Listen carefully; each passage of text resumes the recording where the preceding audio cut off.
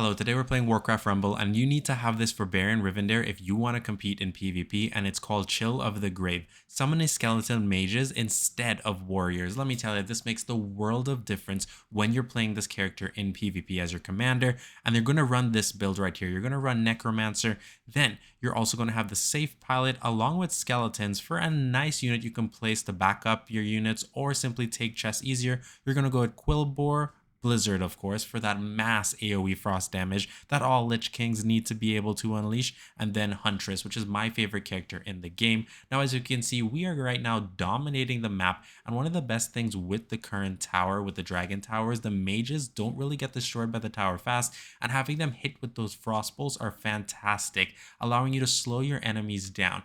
Now, we already have such an overwhelming force, and we took the keep on the left-hand side, that our enemy is not really going to be able to deal with this. Now, there is also another trick I'm going to be able to teach you here that is fantastic with this build that will allow you to keep doing damage to the enemy keep over a periodic of time, which can allow you to win the game either in a long run or early on, pressuring your enemy and forcing them to spend resources. Now we're going to go into our next game here. We're going to go up against Karen Bloodhoof.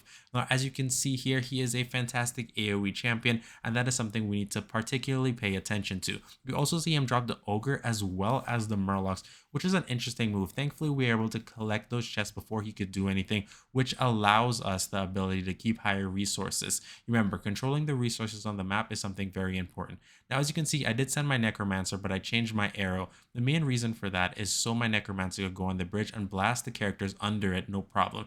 Sadly, we had that interruption from the Safe Pilot right here, and my Safe Pilot actually misses and is probably going to get destroyed, dropping the Quillbore. I actually messed up really early here. Thankfully, I'm getting a contingent on the right-hand side, that's going to attack his base. As you can see, they're doing some nice damage to his main keep right now. We also have that Frost Mage. We also cleared his little ogre there. No worries, really. We are right now in the lead in terms of resources and damage overall. That Huntress is doing massive damage. He's going to have to figure out a way to clear that, which he does while we collect the chests. We also have our Cobalt, which is going to collect the mining gold from those resources. Oh no, he's playing the Safe Pilot, which is going to clear out my skeletons there, but that's okay. He gets 2 resources while I got 3, which works out in my favor, and I'm going to collect this 3 gold node. I'm going to keep my Necromancer on the path right here, mainly because I want to ensure that he clears all those range units coming on the bottom there. And he used Blizzard, which probably wasn't the smartest move. I think he used it to clear my Cobalt. And we have Baron Rivendare himself coming, tanking that turret with the Quillbore,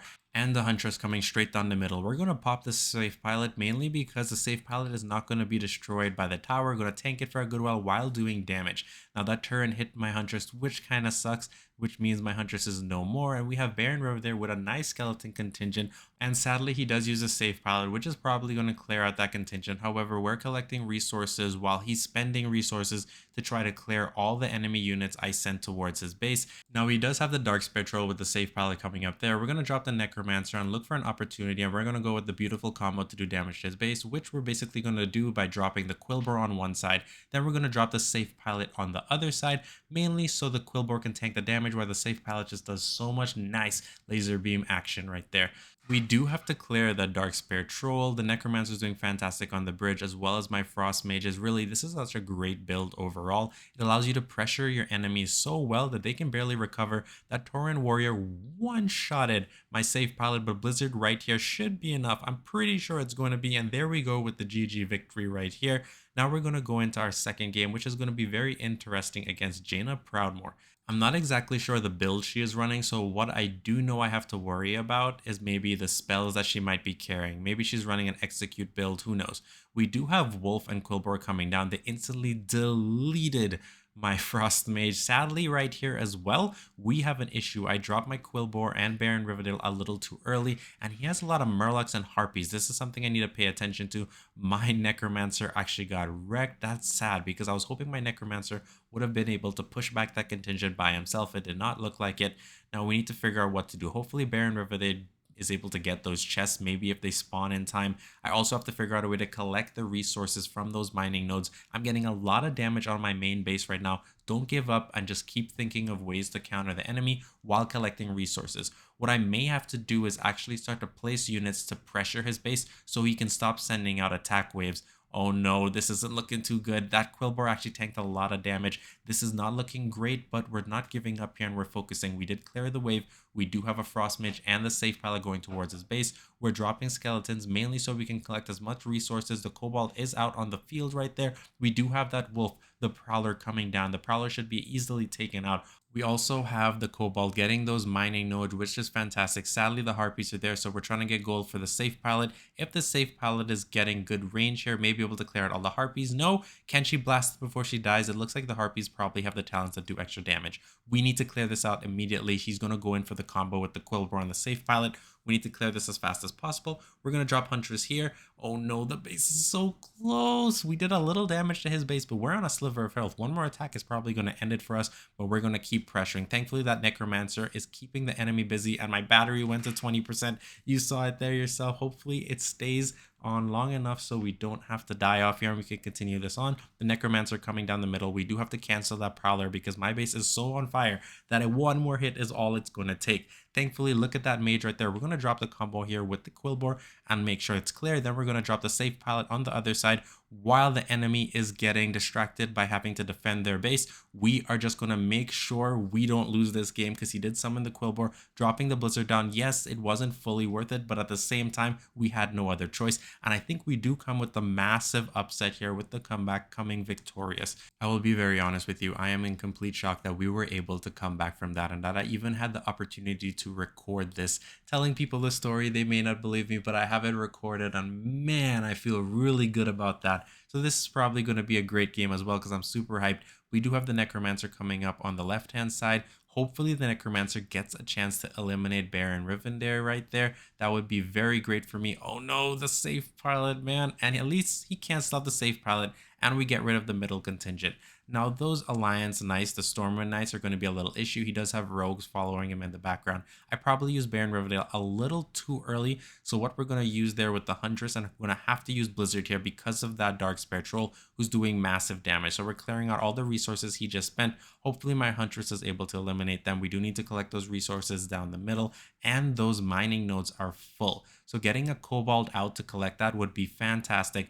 However, my enemy is pressuring me just as much as I am pressuring them. So I need to be very careful how I get my units out and spend my resources, or I will have a problem where I now am in a situation where I'm in a deficit and they'll be able to capitalize and maybe end the game. My Huntress doing a fantastic job. We're basically going to ignore the secondary tower of my enemy and use that bridge to eliminate anybody my enemy sends in the middle there. We did, however, summon the safe pilot up top, mainly to do damage to the main base, so we can start to whittle him down in case we go into overtime or force him to spend more units in his home base to defend these little engagements I'm sending off his way. Now, as I said before, we're basically ignoring the left-hand base, nothing really too bad to worry about. Sadly, that Huntress is going to get rid of my Necromancer. I don't think he's going to be able to do any damage. He barely does anything. We're going to drop Blizzard here. Hopefully the Blizzard is enough to eliminate that Huntress, because that's the unit I'm mainly worried about. Not the Dark Spare Troll or the Knights, because I'm pretty sure I can clear out massive waves when he sends them out. He does have Baron River there coming down the middle. He might get the double chest.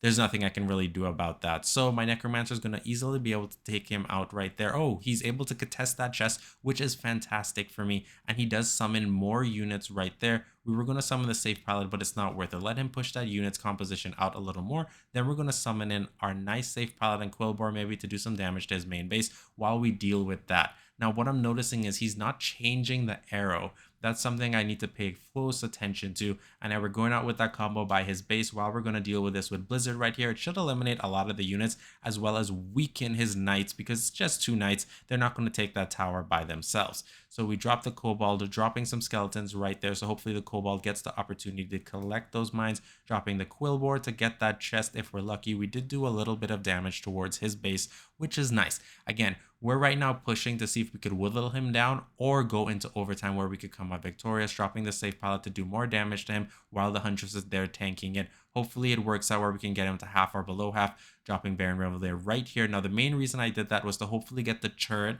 to be able to do some fire damage. Sadly, he had the Huntress behind him, which allowed him to bounce off and do damage to my main base. That's totally okay. And this goes to show why Huntress is such a fantastic unit that I think a lot of the comps right now in the current meta have equipped it in their deck.